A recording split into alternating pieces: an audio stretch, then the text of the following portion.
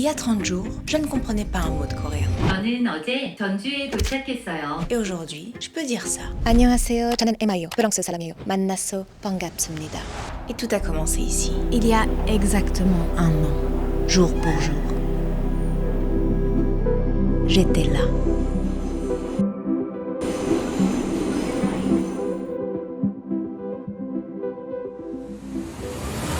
En Corée du Sud.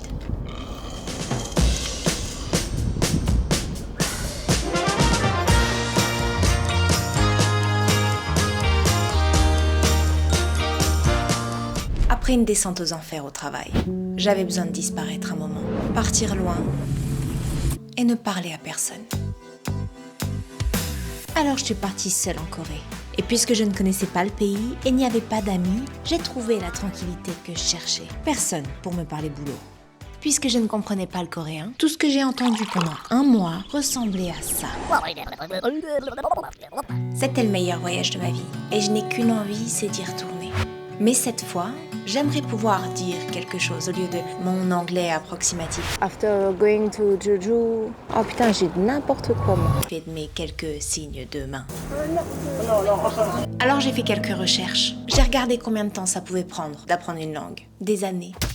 Ça m'a démotivée. Donc j'ai décidé de faire tout l'inverse. Voir jusqu'où je pourrais aller. En seulement 30 jours. Si je ne regarde que des K-dramas, que je n'écoute que de la K-pop et que je ne mange que des ramen, pourrais-je devenir bilingue ? Les règles sont simples. 1 heure d'études par jour, minimum. 0 jour manqué. Je n'aurai le droit que de regarder des séries en coréen et de n'écouter que de la musique coréenne. On démarre. There's a place I have found in the shade on the ground.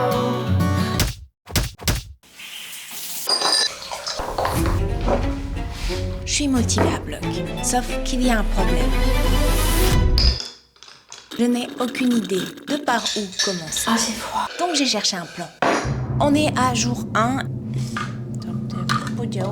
Apprendre une langue, le plus dur au début, c'est de savoir par où commencer, comment faire pour s'organiser. On peut prendre des cours, mais moi, j'ai besoin de travailler de mon bureau ou de chez moi. J'ai cherché comment apprendre le coréen sur Internet et il y a plein de formations qui existent. J'ai pris une formation payante que j'ai payée. Je suis pas sponsorisée parce que j'ai 4 followers. Mais au moins, ça permet d'avoir une trame. J'ai qu'à suivre le plan des cours exactement. Il y a des vidéos pour tout expliquer. Il y a les sons, la prononciation pour chaque mot. 따뜻하다. Et je pense que pour apprendre une langue, c'est important d'avoir quelqu'un qui nous guide, que ce soit un prof ou du coup une formation. Et ça, c'est mon petit calendrier de suivi pour les 30 jours. 한국어, 소르닐, 챌린지.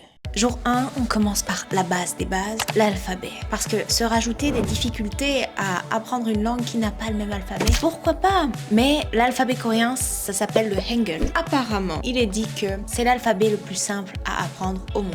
Et qu'il faut 1 heure pour l'apprendre. C'est vrai. Mais comme toutes les langues, il y a plein d'exceptions de prononciation, plein de règles en plus. Il y a une grosse différence entre comprendre la théorie et savoir le lire rapidement et l'écrire rapidement. Aujourd'hui, donc j'ai vu les bases de l'alphabet et j'ai commencé à écrire dans ce cahier qui sera mon cahier vraiment des leçons et tous les mots de vocabulaire dans ce carnet ici. Pouvoir le transporter n'importe où pour justement revoir mes mots de vocabulaire un peu partout et le mettre facilement dans mon sac à main si je vais quelque part. Je sais pas où parce que j'ai pas de vie, mais imaginons un jour je vais taffer à un café, voilà, je peux le mettre dans mon sac à main. J'ai mis en place une routine simple. Grammaire le matin, vocabulaire le soir. Ok, il est 21h30, jour 2, j'ai fait mon heure d'études. Et le reste de la journée, travail, entraînement, bref, la vie.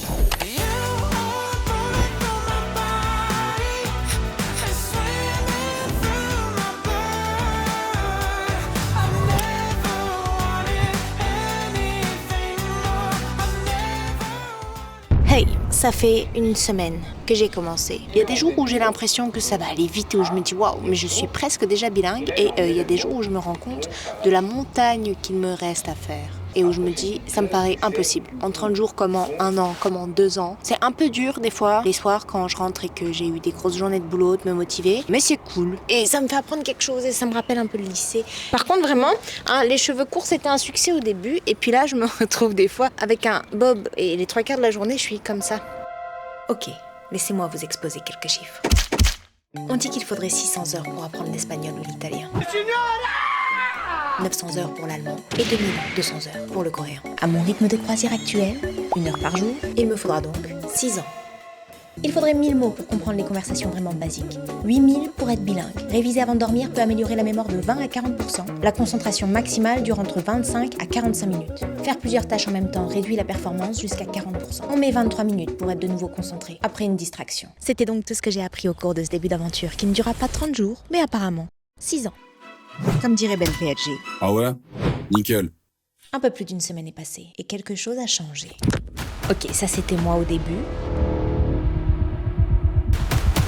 Cette vidéo, c'est l'histoire d'un challenge ou d'une descente aux enfers. 저는 오늘 10년 친구를 Et ça, c'est moi, quand la motivation est partie. En plus, ma maison est en bordel. J'ai la flemme. Et voici donc l'histoire du Glowdown, le plus rapide de l'univers. Ça, c'est comment j'imaginais ce challenge, un peu genre Clean Girl Pinterest, qui étudie à des cafés en gérant tous les paramètres de sa vie. Mais maintenant, quelques archives de mon état, une fois la première semaine passée. Je comprends rien et que j'arrive à rien retenir aujourd'hui. Et je suis en pyjama, de nouveau en pyjama. Toute cette vidéo, j'aurais été en pyjama, bref. Il est 15h, je suis censée travailler. Je suis éclatée toute la journée.